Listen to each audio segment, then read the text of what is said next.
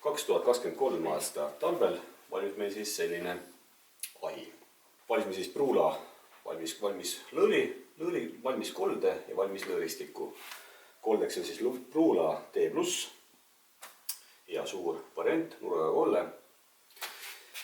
Paremal poole teostasime puudehoiu koha, et see nurk oleks võimalikult palju ära kasutatud ja funktsionaalne.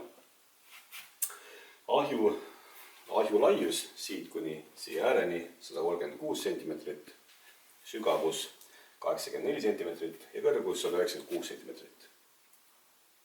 Ahju välisviimistlus, Saviukumaja lubikrohv, lubiveenviimistlus toonis lumivalge, tahmaluugid, 3 tükki, siin need on. Tegime siis ka toonis lumivalge, lubi marmorino ehk siis läikepahtliga, et oleks võimalikult mõnus neid siit ära võtta, tagasi panna ja et nad ei ole ja teravad ääred ei jääks murduma, vaid et oleks võimalikult tugevad. Kuna antud ahi on varustatud meil ka kütteautomaatikaga, õhu pealevõtu ala on ta siis siin ja kütteautomaatika pult asub siis siin üleval, et oleks võimalikult mugav ja mugav näha, mis ja kus on. Ahju lõõristikule paigaldasime lisas ka siibri. Kuna originaalsiiber oli natukene nagu ta oli, siis valisime siia härra Mati poolt eostatud siibri nupsu ja hülsi, et jääks viisakam väljanägemine. Puudehoiu koha seestpoolt mooldasime ära klaasiga, karastatud klaas 6 mm vaks, toonis pronks.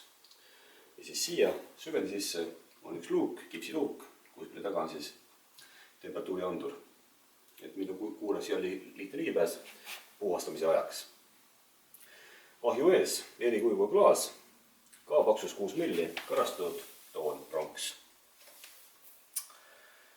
Ahju täismass circa 1100 ja natuke peale kilogrammi kogu mass.